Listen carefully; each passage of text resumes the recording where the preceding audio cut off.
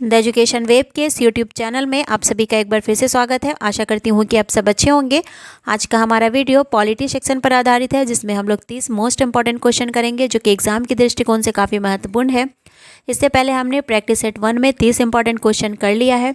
ये practice set 2 है। तो चलिए स्टार्ट करते हैं। क्वेश्चन नंबर फर्स्ट है, संसदों को प्राप्त निम्नलिखित में से वह कौन सा उपाय है जो विधिवत निर्धारित नहीं है?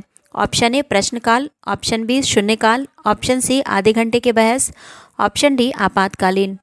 इसका आंसर हो जाएगा ऑप्शन बी शून्यकाल। क्वेश्चन नंबर 2 है, केंद्रीय सतर्कता आयोग की स्थापना निम्नलिखित में से किसकी सिफारिश पर की गई थी? ऑप्शन ए प्रथम प्रशासनिक सुधार आयोग, option B Gorwala report, option C Kripalani समिति, ऑप्शन डी संथानम समिति।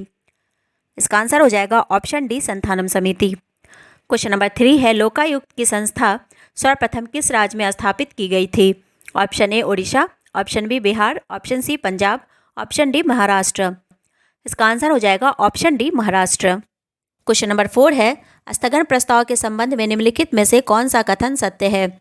ऑप्शन ए यह एक असाधारण प्रक्रिया है जिसमें सदन के सामान्य कामकाज को दरकिनार कर दिया जाता है।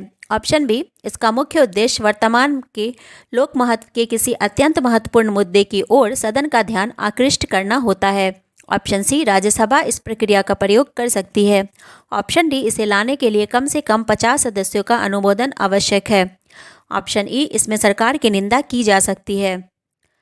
तो इसका आंसर हो जाएगा ऑप्शन ए 1, 2, 4 एवं 5, या ऑप्शन 2, 2, 3 एवं 5, ऑप्शन 3, 2, 3, 4, या फिर ऑप्शन 4, 1, 2 एवं 4। तो इसका आंसर हो जाएगा ऑप्शन 1, 1, 2, 4 एवं 3 एवं 5। क्वेश्चन नंबर 5 है, बजट अधिनियम के निम्नलिखित चरणों को सही क्रम से रखिए। पहला है आम बहस, दूसरा है विनियोग विधेयक, तीसरा है वित्त विधेयक, चौथा है अनुदान मांगों पर मतदान, पांचवा है विधायिका को प्रस्तुतिकरण।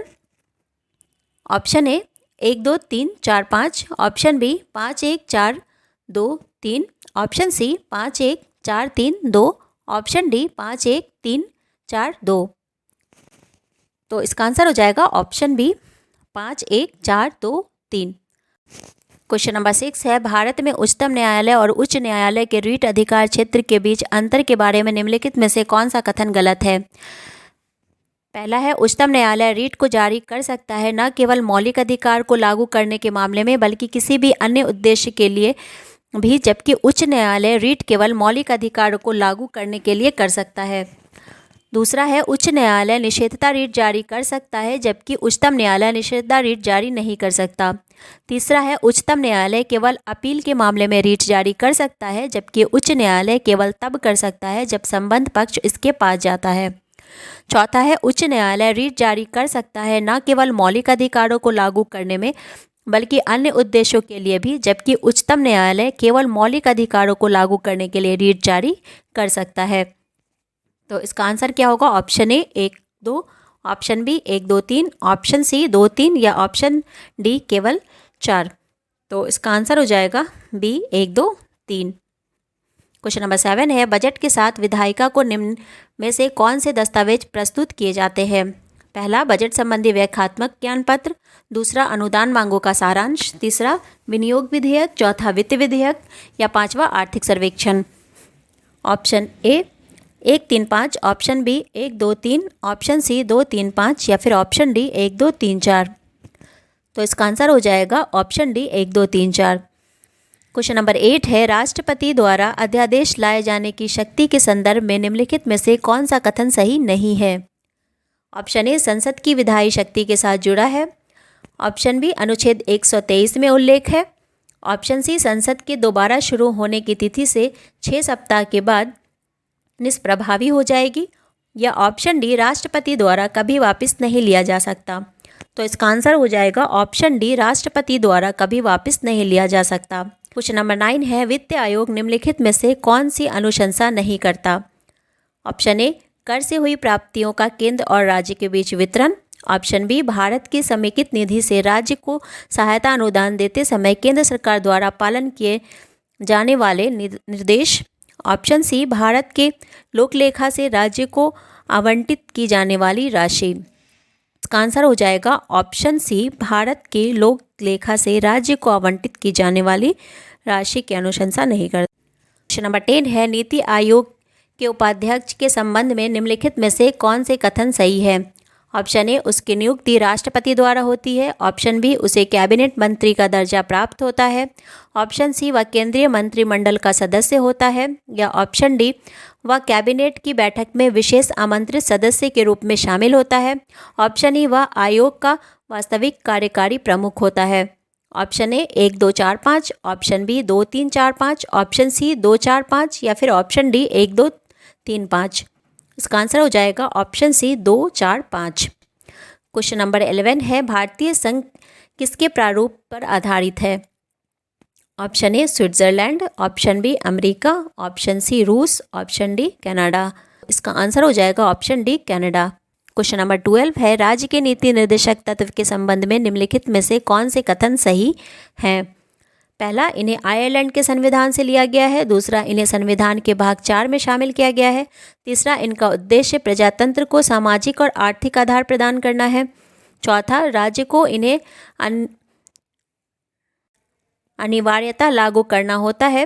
पांचवा, सब तत्व गांधीवादी विचार से प्रेरित है। का आंसर हो जाएगा ऑप्शन डी 1 और 3।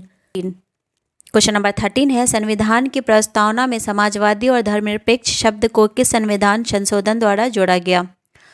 ऑप्शन ए 41वें संशोधन द्वारा, ऑप्शन बी 44वें संशोधन द्वारा, ऑप्शन सी 46वें संशोधन द्वारा या फिर ऑप्शन डी 42वें संशोधन द्वारा। उसका आंसर हो जाएगा ऑप्शन डी 42वें संशोधन द्वारा। क्वेश्चन नंबर 14 है, भारतीय संसदीय प्रणाली की विशेषताएं हैं। पहला, स्वतंत्र न्यायपालिका। दूसरा, कार्यपालिका की विधायिका के प्रति सामूहिक जिम्मेदारी। तीसरा, लिखित संविधान। चौथा, विधायी और वास्तविक कार्यकारियों की मौजूदगी। पांचवा, कार्यपालिका की विधायिका के प्रति व्यक्तिगत जिम्मेदारी। ऑप्शन ए 2 3 और 4, ऑप्शन बी 1 2 3 4, ऑप्शन सी 2 4 5 या फिर ऑप्शन डी 1 2 4 5। इसका आंसर हो जाएगा ऑप्शन सी 2 4 और 5। क्वेश्चन नंबर 15 है, निम्नलिखित में से कौन सी विशेषताएं भारतीय संविधान की संघीय विशेषताएं नहीं हैं? पहला, संविधान की सर्वोच्चता। दूसरा, अखिल भारतीय सेवाएं। तीसरा, एकल नागरिकता। चौथा, स्वतंत्र न्यायपालिका। पांचवा, द्विसदनीय विधानसभा। छठा, संगठित न्यायपालिका। Option A 1 4 5, option B 1 5 6, option C 2 3 6 या फिर ऑप्शन डी 2 3 4। इसका आंसर हो जाएगा ऑप्शन सी 2 3 6। क्वेश्चन नंबर 16 है, संघ लोक सेवा आयोग का संबंध निम्नलिखित में से किससे नहीं है? पहला, सेवाओं का वर्गीकरण। दूसरा, पदोन्नति। तीसरा, प्रशिक्षण। चौथा, अनुशासनिक मामले। पांचवा, प्रतिभा खोज। Option A 2 4 5, option B 1 3 4, option C 1 3 या फिर ऑप्शन डी 1 और 4। इसका आंसर हो जाएगा ऑप्शन सी 1 3। क्वेश्चन नंबर 17 है, निम्न में से किस याचिका का प्रावधान भारतीय संविधान में नहीं किया गया है? ऑप्शन ए प्रतिषेध, ऑप्शन बी परमादेश, ऑप्शन सी अधिकार परीक्षा, ऑप्शन डी निषेधाज्ञा। इसका आंसर हो जाएगा ऑप्शन डी निषेधाज्ञा। क्वेश्चन नंबर 18 है, किन किन परिस्थितियों में राष्ट्रपति संघ लोक सेवा आयोग के किसी सदस्य को उच्चतम न्यायालय को मामला भेजे बिना पदच्युत कर सकता है? पहला, यदि वह सदस्य अपने कार्यकाल के दौरान कार्यालय से बाहर अन्यत्र कोई लाभ का पद ग्रहण करता है। दूसरा, यदि वह दिवालिया करार दिया जाता है। तीसरा, यदि मानसिक या शारीरिक दुर्बलतावश वह पद पर बना नहीं रह सकता है। चौथा, यदि वह किसी भी प्रकार भारत सरकार, किसी राज्य सरकार द्वारा या उसके पक्ष में किए गए किसी करार या समझौते से संबंध होता है या उसमें रुचि रखता है। ऑप्शन ए 2 3, ऑप्शन बी केवल 4, ऑप्शन सी केवल 1, ऑप्शन डी 1 2 3। इसका आंसर हो जाएगा ऑप्शन डी 1 2 3। क्वेश्चन नंबर 19 है, क्षेत्रीय परिषद की स्थापना निम्नलिखित में से किसके द्वारा हुई? ऑप्शन ए संविधान के अनुच्छेद 263 द्वारा, ऑप्शन बी राज्य पुनर्गठन अधिनियम द्वारा, ऑप्शन सी क्षेत्रीय परिषद अधिनियम द्वारा, ऑप्शन डी भारत के राष्ट्रपति के आदेश द्वारा। इसका आंसर हो जाएगा ऑप्शन बी राज्य पुनर्गठन आयोग द्वारा। क्वेश्चन नंबर 20 है, निम्न में से किन किन लोक सेवा का उल्लेख संविधान में है? पहला, भारतीय प्रशासनिक सेवा। दूसरा, भारतीय वन सेवा। तीसरा, भारतीय पुलिस सेवा। चौथा, अखिल भारतीय न्यायिक सेवा। पांचवा, भारतीय विदेश सेवा।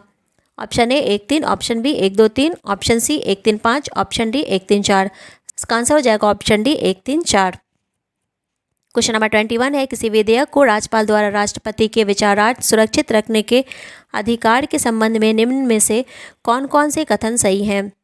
पहला, इसका उल्लेख संविधान के अनुच्छेद 200 में है। दूसरा, यह राज्यपाल की विवेकाधीन शक्ति नहीं है। तीसरा, यदि विधेयक से उच्च न्यायालय की स्थिति को खतरा हो तो ऐसा करना अनिवार्य है। चौथा, राज्यपाल राज्य विधायिका द्वारा पारित किसी विधेयक को रोक के रख सकता है। इसका answer option A 1, 2, 3, option B 2, 4, option C 1, 3, option D 2, 3, 4। इसका आंसर हो जाएगा ऑप्शन सी 1, 3। क्वेश्चन नंबर 22 है, राष्ट्रपति और मंत्रिपरिषद के मध्य वर्तमान संबंध निम्नलिखित में से किस अधिनियम के उपबंधों से शासित है? ऑप्शन ए 42वां संशोधन अधिनियम, ऑप्शन बी 48वां संशोधन अधिनियम, ऑप्शन सी क्षेत्रीय परिषद अधिनियम, ऑप्शन डी भारत के राष्ट्रपति के अध्यादेश द्वारा। इसका आंसर हो जाएगा ऑप्शन डी भारत के राष्ट्रपति के अध्यादेश द्वारा। क्वेश्चन नंबर 23 है, भारत की संचित निधि पर भरित व्यय के संबंध में निम्नलिखित में से कौन से कथन सही हैं? पहला, इसके लिए संसद की स्वीकृति आवश्यक है। दूसरा, इसके लिए संसद में बहस आवश्यक है। तीसरा, इसके लिए केवल लोकसभा की स्वीकृति आवश्यक होती है। चौथा, इसके लिए संसद की स्वीकृति आवश्यक नहीं होती। Option A 1, 2, option B 2, 3, option C 2, 4, option D 1, 4। इसका आंसर हो जाएगा ऑप्शन सी 2, 4। क्वेश्चन नंबर 24 है, केंद्रीय सतर्कता आयोग के संबंध में निम्नलिखित में से कौन से कथन सही नहीं है? पहला, इसकी स्थापना भारत के प्रथम प्रशासनिक सुधार आयोग की सिफारिश पर की गई। दूसरा, यह निश्चित रूप से लोकपाल का प्रतिरूप है। चौथा, इसका प्रधानमंत्री द्वारा नियुक्त केंद्रीय सतर्कता आयुक्त होता है। चौथा, कुछ मामले में इस आयोग के कार्य संघ लोक सेवा आयोग के समान है। Option A 1, 4, option B 2, 3, option C 1, 2, 3, option D 1, 2, 3, 4। इसका आंसर हो जाएगा ऑप्शन सी 1, 2, 3। क्वेश्चन नंबर 25 है, भारतीय संसद की संप्रभुता की सीमाएं निम्न में से कौन सी हैं? पहला, मौलिक अधिकार। दूसरा, न्यायिक समीक्षा। तीसरा, संघवाद। चौथा, लिखित संविधान। Option A 1, 3, 4, option B 1, 2, 3, option C 1, 2, option D 1, 2, 3, 4। इसका आंसर हो जाएगा ऑप्शन डी 1, 2, 3, 4। क्वेश्चन नंबर 26 है, राष्ट्रपति द्वारा अध्यादेश जारी किए जाने के अधिकार के संबंध में निम्नलिखित में से कौन कौन कथन सही है? पहला, यह उपबंध संविधान के अनुच्छेद 123 में किया गया है। दूसरा, इसका विस्तार संसद के विधायी अधिकार तक है। तीसरा, राष्ट्रपति कोई अध्यादेश तभी जारी कर सकता है जब लोकसभा का सत्रावसान हो। चौथा, यह राष्ट्रपति का विवेकाधीन अधिकार है। Option A 1, 2, 3, 4, option B 1, 2, 4, option C 1, 2, option D 1, 2, 3। इसका आंसर हो जाएगा ऑप्शन सी 1, 2। क्वेश्चन नंबर 27 है, निम्नलिखित में कौन बजट की तैयारी कार्य में शामिल नहीं होता? ऑप्शन ए वित्त मंत्रालय, ऑप्शन बी प्रशासनिक मंत्रालय, ऑप्शन सी नियंत्रक एवं महालेखा परीक्षक, ऑप्शन डी वित्त आयोग। इसका आंसर हो जाएगा ऑप्शन डी वित्त आयोग। क्वेश्चन नंबर 28 है, निम्न में से किन विधेयकों को संसद में रखने से पूर्व राष्ट्रपति की सहमति प्राप्त होनी आवश्यक होती है? पहला, राज्यों के पुनर्गठन से संबंधित विधेयक। दूसरा, उन करों से संबंधित विधेयक जिनके प्रति राज्य इच्छुक है।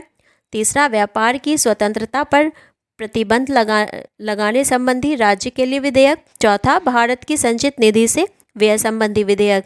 Option A 1, 2, 4, option B 1, 2, 3, 4, option C 2, 3, 4, option D 1, 2, 3। इसका आंसर हो जाएगा ऑप्शन ए 1, 2, 4। क्वेश्चन नंबर 29 है, भारत के निम्नलिखित संगठनों या निकायों पर विचार कीजिए। पहला, नीति आयोग। दूसरा, केंद्रीय सूचना आयोग। तीसरा, संघ लोक सेवा आयोग। चौथा, वित्त आयोग।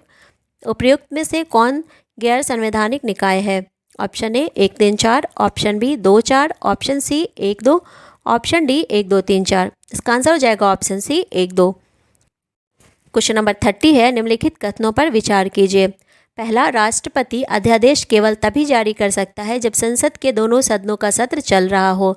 दूसरा, अध्यादेश केवल उन मुद्दों पर जारी किया जा सकता है जिन पर संसद कानून बना सकती है। तीसरा, जब संसद के दोनों सदनों का सत्र चल रहा हो तो उस समय जारी किया गया अध्यादेश मान्य नहीं होगा। चौथा, अध्यादेश पर भी वही संवैधानिक सीमाएं होती है जो संसद द्वारा बनाए गए किसी कानून की होती है। उपर्युक्त में से कौन सा यह से कथन सही है? Option A 1, 3, option B 2, 3, 4, option C 2 3 4, option D 1 2 3 4। इसका आंसर हो जाएगा ऑप्शन बी 2 3 4। तो आज के लिए बस इतना ही। वीडियो कैसा लगा लाइक शेयर कमेंट ज़रूर करें। मिलते हैं नेक्स्ट वीडियो में, जब तक के लिए धन्यवाद।